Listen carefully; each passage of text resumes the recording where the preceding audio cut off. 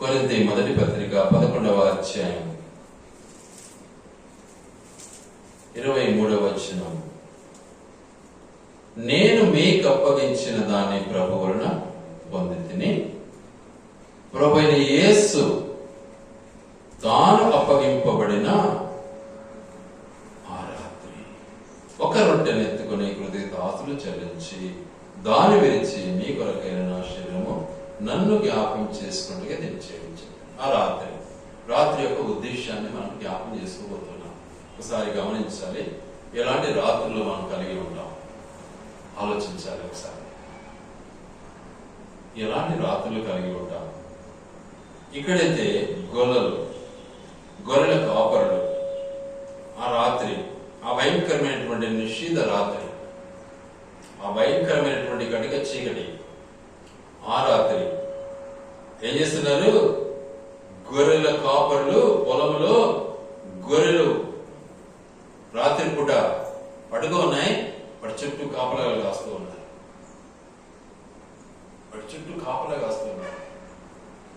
కాపరులు ఆ రాత్రి ఆ భయంకరమైనటువంటి చీకటిలో ప్రభుదూత వారి యొద్దకు వచ్చి నిలిచెను. నిలవటంతో ఏమైపోయింది పరిస్థితి అంటే, ఏమైపోయింది? ప్రభు యొక్క మహిమ వారి చుట్టూ ప్రకాశించినందున, మహిమ, తేజో మహిమ, ప్రకాశమానమైనటువంటి వెలుతురు వారి చుట్టూ ప్రకాశిస్తూ ఉంది. ఏంది పరిస్థితి? ఈ రాత్రిలో ఈ ప్రకాశమానమైనటువంటి వెలుతురు, ఇది మామూలు చందమామ వెలుతురు కాదు, ఏదో లైట్ వెలిగిస్తే వచ్చిన వెలుతురు కాదు. ఈ భయంకరమైనటువంటి సమయంలో, ఈ భయంకరమైన చీకటిలో ఆ వెలుతురు, ఆ రాత్రి పొందినటువంటి ఆ రాత్రి ఆ వెలుతురును మిక్కిలి భయపడి ఆ రాత్రి, అది భయంకరమైనటువంటి రాత్రి. ఆ రాత్రి గొర్రెల కాపర్లతో నిజంగా దేవుని యొక్క ఉద్దేశాన్ని తెలపాలని ఇష్టపడ్డాడు. కారణం, యేసుక్రీస్తు ప్రభువు మనందరికీ ఏమై ఉన్నాడు? కాపరి అయి ఉన్నాడు. అందుకే ఇక్కడ అంటాడు ఒక మాట, యోహాను సువార్త 10వ అధ్యాయాన్ని జ్ఞాపకం చేసుకుందాం ఒకసారి. యోహాను సువార్త 10:11 వచనం, 10వ వచనం 11వ వచనం రెండు చదువుకుందాం. దొంగతనమును హత్యను నాశనమును చేయుటకు వచ్చును కానీ మరి దేనికి రాడు. గొర్రెలకు జీవము కలుగుటకును అది సమృద్ధిగా కలుగుటకును నేను వచ్చి తిని అని మీతో నిశ్చయముగా చెప్పుచున్నాను. నేను గొర్రెలకు మంచి కాపరిని. నేను గొర్రెలకు మంచి కాపరిని. మంచి కాపరి గొర్రెల కొరకు తన ప్రాణమును పెట్టును. జీతగాడు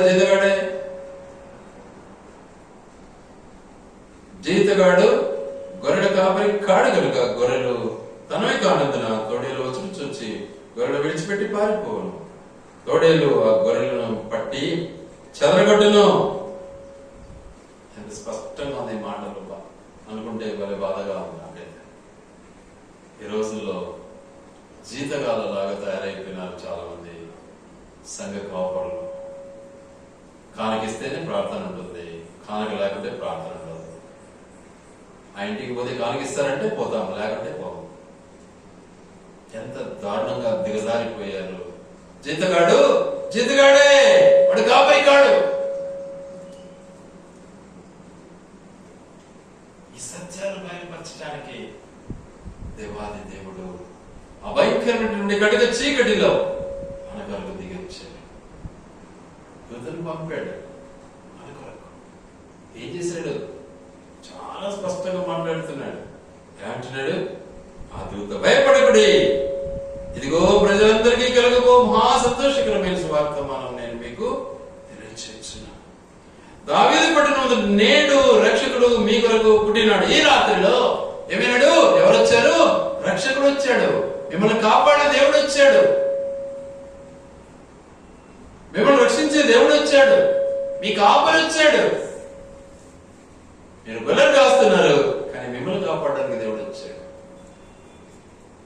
అలాంటి రాత్రి, ఆ రాత్రి సమయంలో నిజంగా దేవుని యొక్క దర్శనాన్ని ఏదో పండుకొని నిద్రపోయింటే కాదు వచ్చింది. అది మేలుకు ఉన్నారు, సజీవంగా, ప్రాక్టికల్ గా వాళ్ళ ముందు దిగి వచ్చాడు దేవుడు.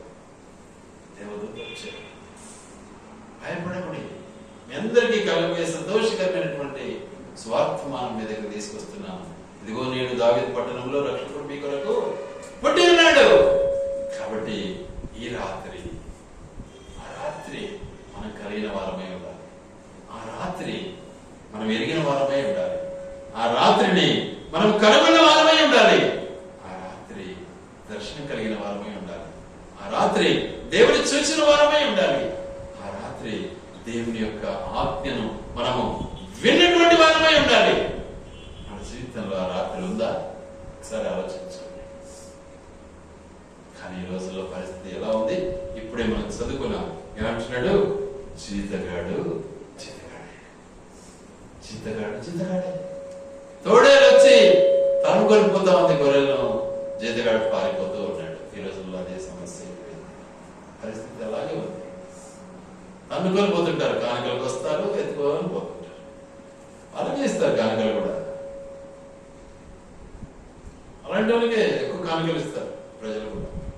ఎందుకంటే ఇప్పుడు వచ్చిన దానికోసమే కదా, ప్రజల కోసం కాదు. కాబట్టి ప్రజలు గుర్తించటం లే, ఆ రాత్రిని తెలుసుకోవటం లే. అది ఎలాంటి రాత్రి? ప్రజలందరి కొరకు సంతోషాన్ని ఇచ్చే రాత్రి. ఆ రాత్రి నిజంగా అద్భుతమైనటువంటి రాత్రి. అట్టి రాత్రిని మన కొరకు దేవుడు ఏర్పాటు చేసినటువంటి ఆ రాత్రిని మనం మర్చిపోకూడదు. దేవుడు అదే కోరుకుంటూ ఉన్నాడు. దాన్ని బట్టి మన జీవితాలను మార్చబడాలి. ఎలాంటి రాత్రి చెప్పాలి అంటే అక్కడ ఉన్నటువంటి మాటను బట్టి మనం గ్రహించినట్లయితే ఈయనే ప్రభు అయిన యేసు క్రీస్తు. యేసు క్రీస్తు ఆయన ఎలాంటి వాడు? నీతి సూర్యుడుగా దిగి వచ్చాడు. మామూలు సూర్యరశ్మి కాదది, నీతి సూర్యుడిగా, చల్లదనం, అద్భుతమైనటువంటి వెలుతురు. చూసారా? ఆ అద్భుతమైనటువంటి ఆ రాత్రిని దేవుడు మన కొరకు ఏర్పాటు చేశాడు. దేవాది దేవుడు నిజంగా యేసుక్రీస్తును పంపడానికి ఇష్టపడ్డాడు. ఆ రాత్రి ఇష్టపడి గొర్రెల కాపరులతో మాట్లాడాలని ఇష్టపడ్డాడు.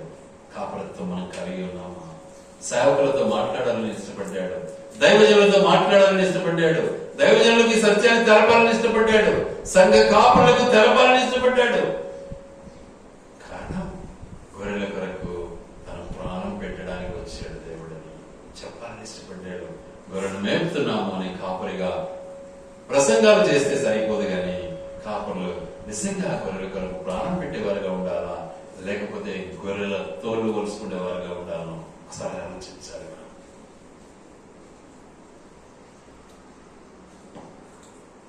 ఎందుకంటే తోలు కొలుసుకునే వాళ్ళు తీయగా మాట్లాడతారండి, తీయగా మాట్లాడతారు. మన వాళ్ళు తీయదనానికి పడిపోతారు. అట్లే వాక్యం తీయగా మాట్లాడదు ఎప్పటికీ. తెలుసుకోండి ఒకసారి, వాక్యం చాలా చేదుగా ఉంటుంది. మరియమ్మ అంటే తీయదనమా? ఏంది మరియమ్మ అంటే అర్థం? చేదు. కానీ ఆ చేదు మనకు చేదును చూపించాలని కాదు, ఆ చేదు ద్వారా మనకు తీయదనాన్ని ఇవ్వడానికి. ఆ గద్దింపు కావచ్చు, ఆ నడవడిక కావచ్చు, ఆ ఆజ్ఞ కావచ్చు, ఆ యొక్క తీరు కావచ్చు, ఆ ఉద్దేశం కావచ్చు, మనల్ని చక్కటి మార్గంలో నడిపించాలన్నదే ఆ రాత్రి యొక్క ఉద్దేశం. ఆ రాత్రిని మనం మర్చిపోతున్నాం. మర్చిపోయి తోడేళ్ళు లాంటి కాపర్లకై బానిసలం అయిపోతున్నాం. ఆలోచించాలి ఒకసారి. కాబట్టి దేవుని యొక్క ఉద్దేశం చాలా గొప్పది. ఆ రాత్రి నిజంగా దేవుని యొక్క ఉద్దేశానుసారంగా మనము చేయవలసినటువంటి గొప్ప క్రియ ప్రభువులో నేర్చుకున్నాం. చూడండి దయచేసి లూకాసు వార్త 6వ అధ్యాయం. లూకాసు వార్త 6వ అధ్యాయం.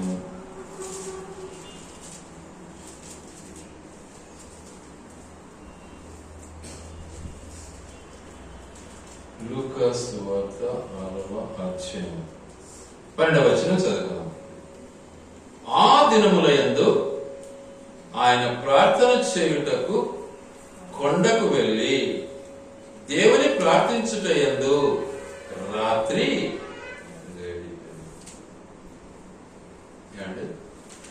చూసారా? దేవుని ప్రార్థించేది ఎవరి కోసం? తన గొర్రెల కోసం, తన ప్రజల కోసం. ఎప్పుడు ప్రార్థించాలని ఇష్టపడుతున్నాడు? రాత్రి అంతా ప్రార్థించాలని ఇష్టపడుతున్నాడు. మనం రాత్రి మేలుకోవాలంటే మనకు చాలా కష్టం. ఆల్రెడీ ప్రేయర్ అంటే అది సున్నా, నో, మంచిది కాదు. ఏమంటే ఆరోగ్యం సహకరించాలా? నాకు బీపీ ఉంది, నాకు షుగర్ ఉంది, రకరకాల రోగాలు ఉన్నాయి. రోగాలు ఎందుకు రావు? దేవుని మాట మనం వినలేము. రోగాలు తప్పకుండా వస్తాయి, సందేహం లే. దేవుని మాట వింటే అన్ని పారిపోతాయి.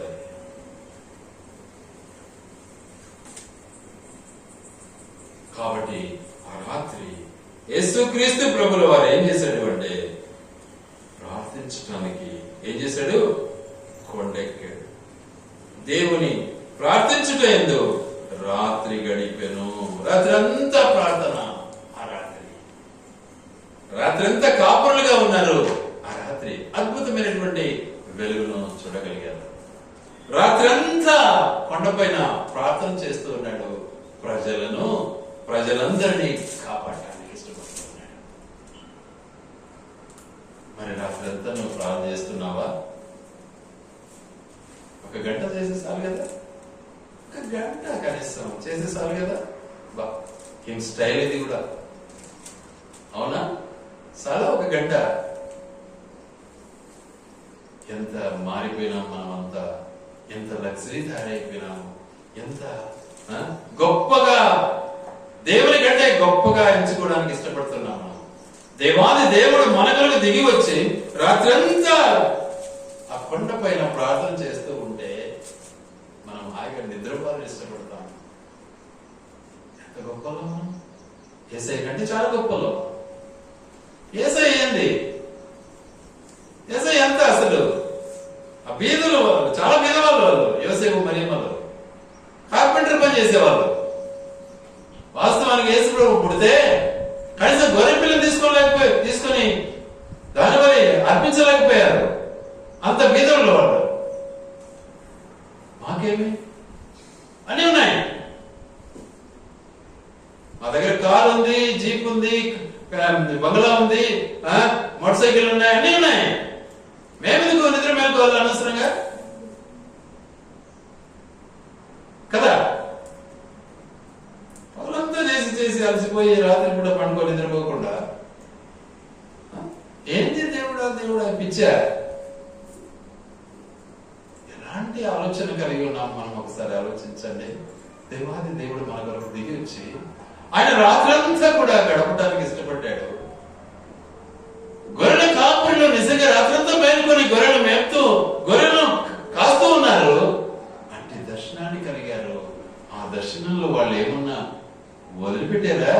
ఆ దర్శనాన్ని పట్టుకున్నారు. వెంటనే అదే మార్గంలో దావీదు పట్టణంలోనికి ప్రవేశించడానికి ఇష్టపడ్డారు. నువ్వు ఇష్టపడుతున్నావా? దేవుని సన్నిధికి వెళ్ళడానికి ఇష్టపడుతున్నావా?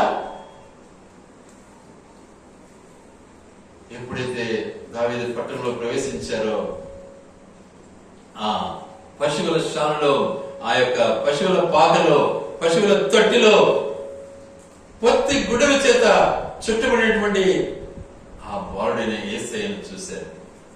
నువ్వు చూసావా? చూడటానికి ఇష్టపడుతున్నావా? బొమ్మ తయారు చేసి తొట్టిలో పెట్టి పూజలు చేయడం కాదు కావాల్సింది. నీ హృదయం అక్కడుందా? నీ నేచర్ అక్కడుందా? నీ ఆలోచన అక్కడ ఉందా? నీ తలంపందులో ఉందా? ఆ రాత్రి నువ్వు గడపాలని ఇష్టపడుతున్నావా? ఆ రాత్రి నువ్వు ప్రభుత్వం చూడాలని ఇష్టపడుతున్నావా? బొమ్మలు తయారు చేసి పెట్టమంటే క్రిస్మస్ లో తయారు చేసి పెడతారని, ఉయ్యాలు తయారు చేసి ఉయ్యాల్లో పడేస్తారు. ఏ ఉయ్యాల్లో పట్టుకోలేడేసయ్యా? ఎంత వేషధారణ మనం చేసేది, ఎంత నీచమైన పని మనం చేసేది. రాత్రి మేలుకోలేము, రాత్రి కూడా ప్రార్థన చేయలేము. కానీ యేసు ప్రభు మన కోసం రాత్రి ఎంతో పనిచేయాలి. ఇది ఎక్కడి న్యాయం అండి? ఇది న్యాయమా? ఎన్ని సొడ్లు చెప్తాం మనం. సొడ్లు అంటే అర్థం ఏంటి అసలు? అబద్ధము అని అర్థం. నువ్వు ఏ సొడ్డని చెప్పుకో తప్పించుకోవడానికి, అది అబద్ధమే.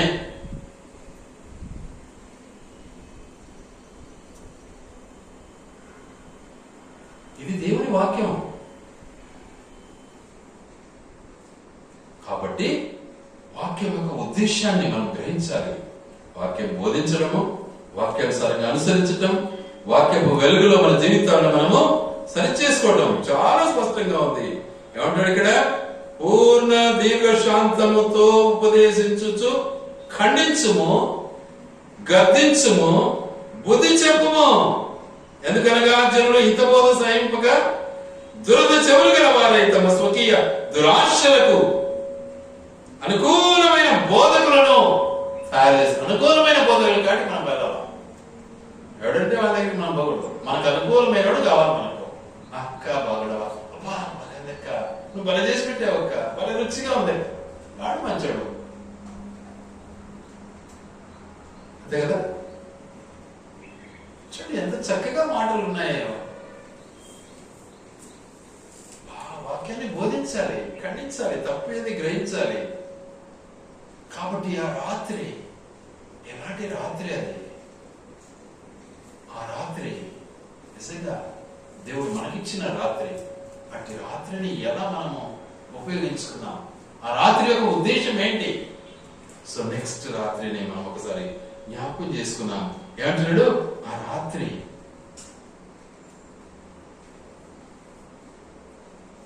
ఎలాంటి పరిస్థితి చూద్దాం ఒక్కసారి. లూకా సువార్త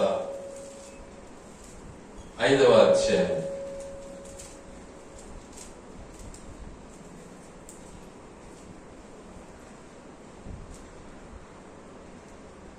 5వ వచనం.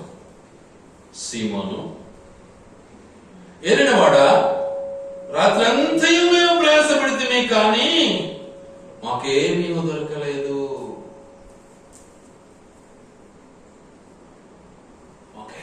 రాత్రంతా ప్రయాసపడ్డాము. ఎందుకు ప్రయాసపడ్డావు? యేసయ్య లేని ప్రయాసం. హాయిగా నిద్రపోయావు. ఏముంది నీకు ఇబ్బందిగా?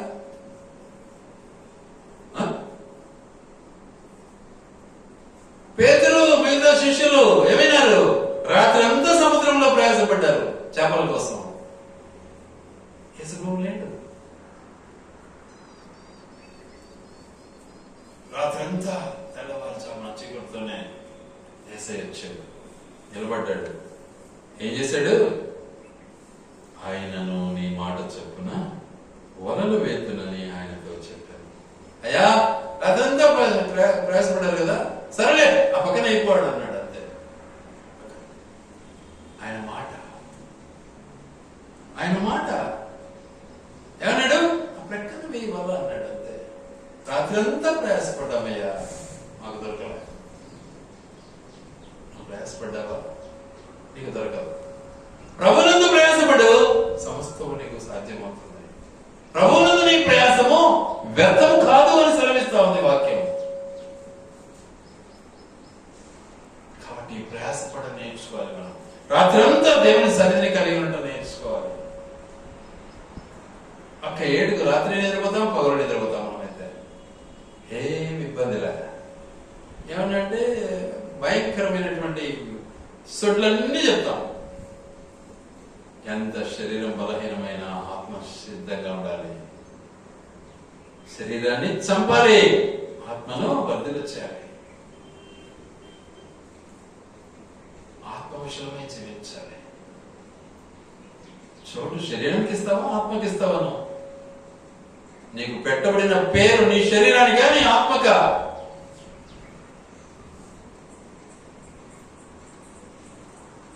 చనిపోగానే విక్టర్ శాంసన్ అన్నారు, ఏమంటారు? ఆ మృతదేహము అంటారు, లేక ఆ డెడ్ బాడీ అంటారు. మరి ఈ పేరెవరిది? ఈ పేరెవరిది? ఆ పేరు ఆ గ్రంథంలో వ్రాయబడేది ఎవరిది? ఆ ఆత్మది, దేవుడిచ్చిన ఆత్మది. ఆ ఆత్మకు కలిగిన ఆ పేరు ఆ జీవ గ్రంథంలో ఉంటేనే నీకు పరలోక రాజ్యం. ఆ పేరు ఆ గ్రంథంలో లేదు, నీకు పరలోక రాజ్యం కాదు, నీకు నిత్య నరకం. ఆలోచించుకో. ఎందుకంటే ఇవన్నీ మనకి హెచ్చరికలే. మనం ఆయన శరీరంలో పాలు పొందాలి. కాబట్టి మన బ్రతుకులు మనం ఒకసారి పరిశీలించుకోవాలి. ఆ రాత్రి ఎంతో ప్రయాసపడ్డావు. దేనికోసం? నీ పొట్ట కోసం, నీ కష్టాతీతం, నీ స్వార్థం కోసం. కానీ ఫలం లేదు.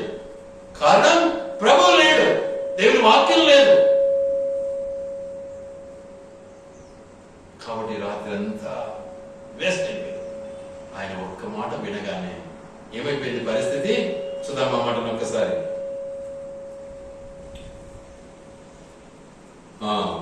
వారు అలాగూ చేసి విస్తారమైన చేపలు పట్టిరి, అందుచేత వారి వలలు పిగిలిపోవచ్చు ఉండగా వారు వేరొక దోణిలోనున్న తమ పాలివారు వచ్చి తమకు సహాయము చేయవలనని వారికి సంజ్ఞలు చేసిరి. వారు వచ్చి 2 దోణిలు మునుగునట్లు నింపిరి. చూసారా? రాత్రంతా కష్టపడితే ఒక చేప లేదు. ఎప్పుడైతే దేవుని యేసు ప్రభు యొక్క మాట విన్నాడు, ఆ రాత్రి ఏమైపోయింది? విస్తారమైనటువంటి చేప. అది రాత్రి. ఆ రాత్రి గొర్రెల కాపరులకు, ఆ రాత్రి దేవుడు తన యొక్క ప్రార్థన జీవితాన్ని మన కొరకు, ఆ రాత్రి చేపలు పట్టలేక, చేపలు దొరకక ప్రయాసపడిన రాత్రి అంతటిని బట్టి దేవుడు ఒక మాట ద్వారా, ఆయన ఆజ్ఞ ద్వారా, ఆయన చిత్తము ద్వారా అద్భుతమైనటువంటి రాత్రిగా పరిగణించాడు విస్తారమైనటువంటి చేపలతో. నువ్వు ఏ రాత్రిలో ఉన్నావు? ఒకసారి ఆలోచించు. వీరికి చదవడం వచ్చు మాట అనుకుంటే సరిపోదండి. రెండవది ప్రార్థన చేయడం వచ్చు అంటే సరిపోదు. మనము ఆయనలో లీనం కావాలి. మరి ఆయనలో లీనం అయితేనే మన బ్రతుకులు. దేవుడు నిజంగా ఒకప్పుడు రాత్రి అంతా కూడా మోకరించేవాని, ఈరోజు కొంతైనా మోకరించాలనే ఆశ నాలో పుట్టింది. అందుకే ఎంతైనా సరే వీలైనంత వరకు మోకరించాలి, రాత్రిలో మోకరించాలి అనే ఆశతో నేను నిజంగా దేవుని సన్నిధిని కలిగి ఉంటాను, నేర్చుకుంటూ ఉన్నాను ఈ వయసులో కూడా. ఏదో ఎవరికో చూపించాలనే, ఎవరు చూస్తారు నన్ను వచ్చి? నేను ఎవరికి చూపించడంలా, ఆ దేవుడికి. మరి ఆయన మన కోసం రాత్రి అంతా ప్రార్థన చేస్తున్నాడు అంటే, మరి ఆయన సన్నిధిలో మనం రాత్రి గడపడంలో ఎందుకు నిర్లక్ష్యం?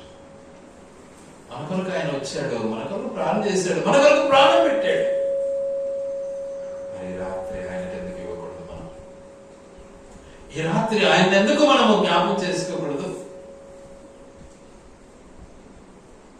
రాత్రి తెల్లవారుజామున కోడి కుయ్యక ముందే 3 సార్లు అబద్ధం ఆడడం మనం వింటున్నాము. పేతురు అబద్ధం ఆడాడు.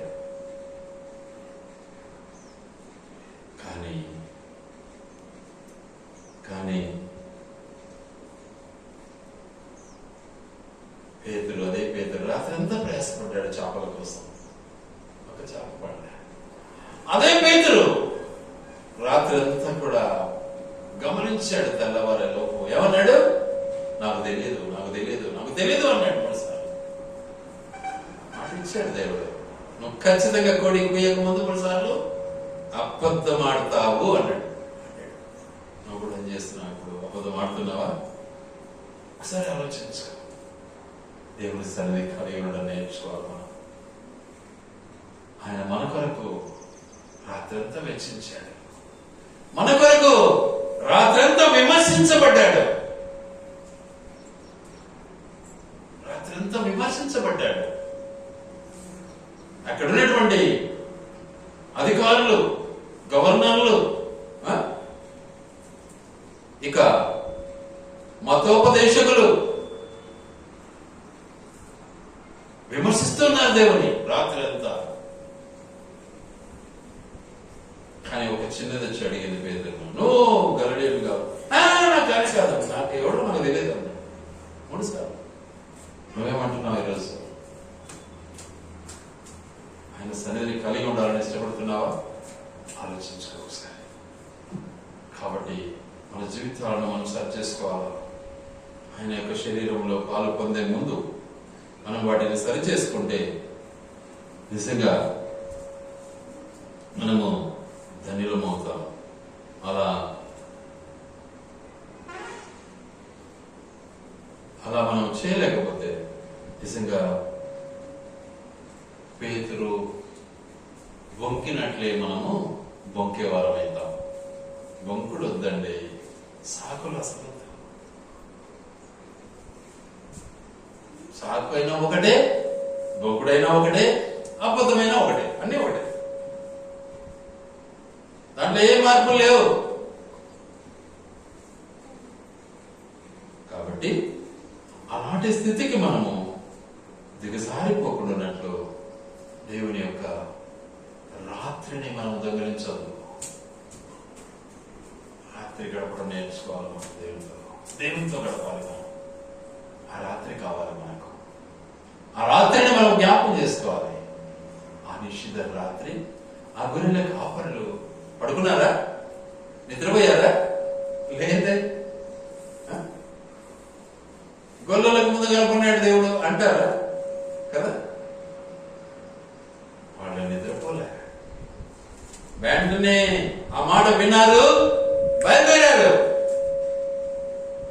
ఆ దావీదు పట్టణానికి వచ్చారు. నువ్వు వెళ్ళావా దావీదు పట్టణానికి? శిశువును చూసావా? యేసయ్యను చూడాలని ఇష్టపడ్డావా? చూడు ఒకసారి. ఎంతకాలం నాకు తెలుసు అని మోసం చేస్తావు ఎందుకు? దానివల్ల పాపమే కదా పెరిగేది నీకు. కాబట్టి ఆయన చూసేది నేర్చుకోవాలి మనం. చూడని కన్నులు చూస్తాయి అని వాగ్దానం ఇచ్చాడు. కానీ ఇప్పుడు మీరు చూస్తున్నారు కాబట్టి పాపం మీలో ఉంది అన్నాడు. మేమంతా పాపమేనా అది? అవును, మీరు ఇప్పుడు చూస్తున్నారు కదా, కానీ మీకు కనపడలే. కానీ చూడని కనులు ధన్యములు చూస్తారు వాడు. కాబట్టి మన బ్రతుకులను మనం సరి చేసుకోవాలి.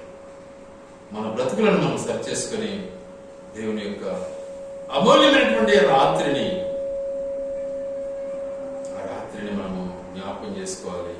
ఆ రాత్రిలో ఒకసారి జ్ఞాపకం చేసుకొని మనం ముగిస్తాం. చూడండి, యోహాను సువార్త 21వ అధ్యాయం.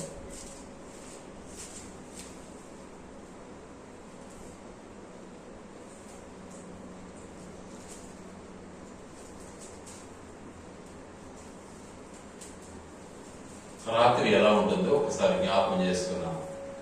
అందరూ చదివే ఉంటారు ఈ మాటలు. అయినా దాని భావాన్ని మనం తెలుసుకొని వాటి ప్రకారం జీవించడమే దేవుడు మనకి ఇచ్చిన గొప్ప భాగ్యం. ఏమంటున్నాడు ఒకసారి జ్ఞాపకం చేసుకుందాం దయచేసి. చూడండి, 3వ వచనం, 21:3. సీమోను పేతురు, నేను చేపలు పట్టబోనని వారితో అనగా, వారు మేమును మీతో కూడా వచ్చేదమని. వారు వెళ్లి ధోని ఎక్కిరి, కానీ ఆ రాత్రి ఏమీ పట్టలేదు. ఇది ఇది ఇంకొక రాత్రి. ఆ రాత్రి వేరు, ఈ రాత్రి వేరు.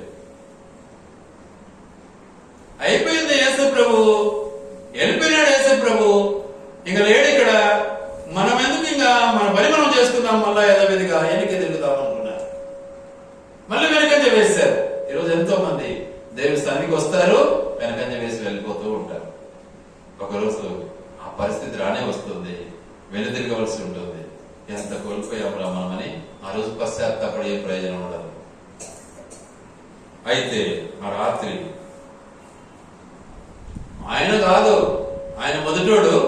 నేను వెళ్తున్నాను అంటే ఆయనతో పాటు అందరూ కూడా వెళ్ళాడు. అంటే ఆయన మార్గదర్శి. యెషువా వెళ్ళిపోయినాడు కాబట్టి ఇంకెందుకు ఇంకా మనం ఇక్కడ మనల్ని వదిలిపెట్టి వెళ్ళిపోయినాడు. కానీ ఆయన అన్నాడు, ఎల్లప్పుడూ నేను మీతో ఉంటాను అన్నాడు. అది మర్చిపోయినారు మనలో. మనం కూడా మర్చిపోయినాం. అసలు చదవడం తెలుసు మనకు, అనుసరించడం తెలియదు. తప్పులు పడడం తెలుసు, మళ్ళా ఇంకొకరిని అనుసరించడంలే. ఏం చెప్పడం తెలుసు.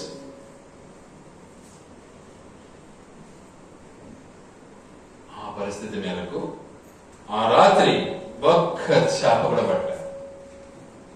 సూర్యోదయం అయితే ఉంది. పాపం ఒక రాత్రి అంతా గడిచిపోయింది.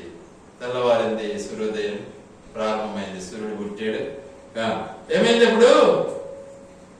యేసు ధరిన నిరీక్షను. అయితే యేసు ప్రభు అని వాళ్ళకి గుర్తుపట్టలే. అంటే యేసు ప్రభు వెళ్ళిపోయినాడు కదా, 6 వెళ్ళిపోయినాడు. ఇంకేంటాడు? లేరనుకున్నారు. కానీ యేసు ప్రభు ఏమన్నాడు? నేను నిత్యము ఎల్లప్పుడూ మీతో ఉంటాను అన్నాడు. అది మర్చిపోయినారు. ఆయన ధరిని వచ్చి నిలబడ్డాడు. ఏమంటున్నాడు? పిల్లలారా, భోజనముకు మీ యొద్ద ఏమైనా ఉన్నదా అని వారిని అడిగాను. చూసారా? అయ్యా, ఆకలి కాదు, ఏమన్నా మీ దగ్గర ఏమన్నా ఉందా?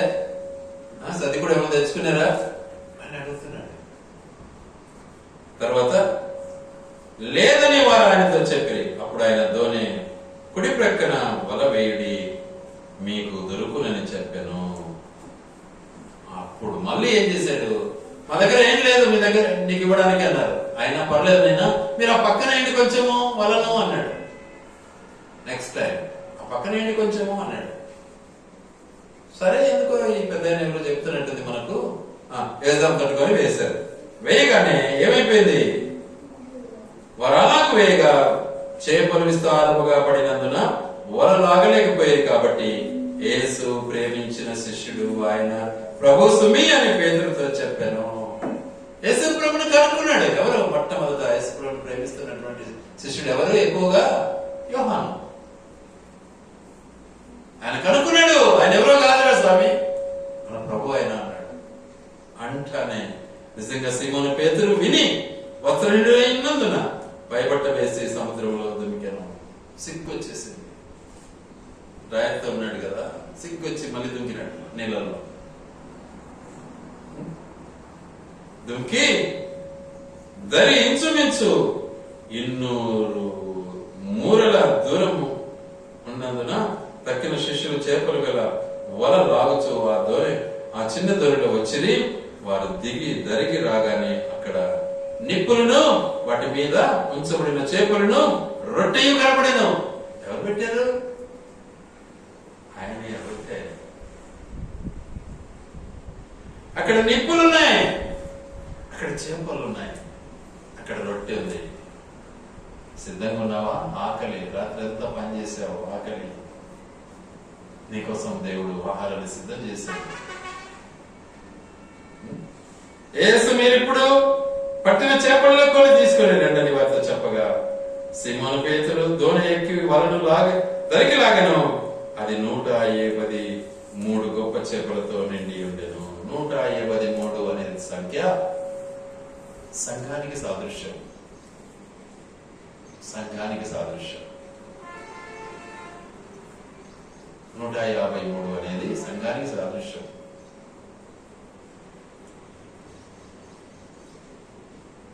నిండి ఉండెను. చేపలు అంత విస్తారంగా పడినను వల పిగలలేదు.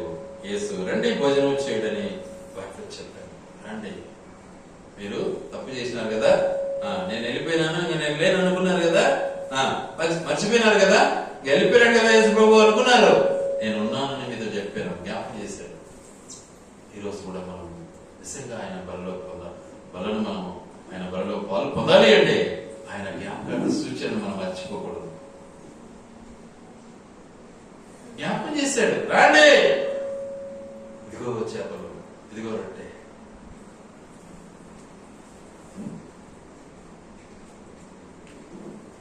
ఆయన ప్రభు అని వారికి తెలిసినందున నీవెవడమని శిష్యుల్లో ఎవడనో ఆయన అడగలేక తెగింపలేదు, అడుగు తెగింపలేదు.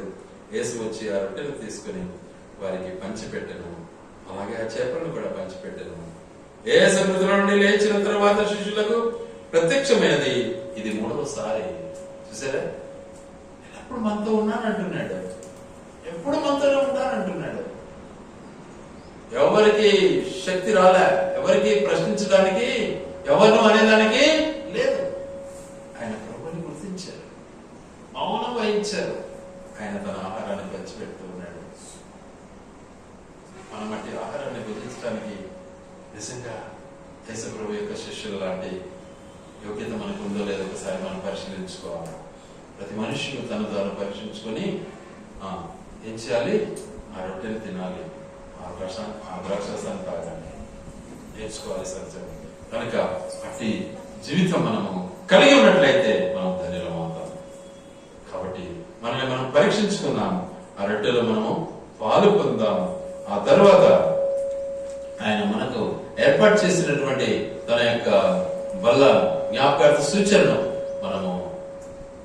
మనము అనుభవించడానికి సిద్ధపడదాము. దేవుడు ఈ మాటలను ఆయన వెనుకల్లో దీవించి ఆశీర్వదించును గాక.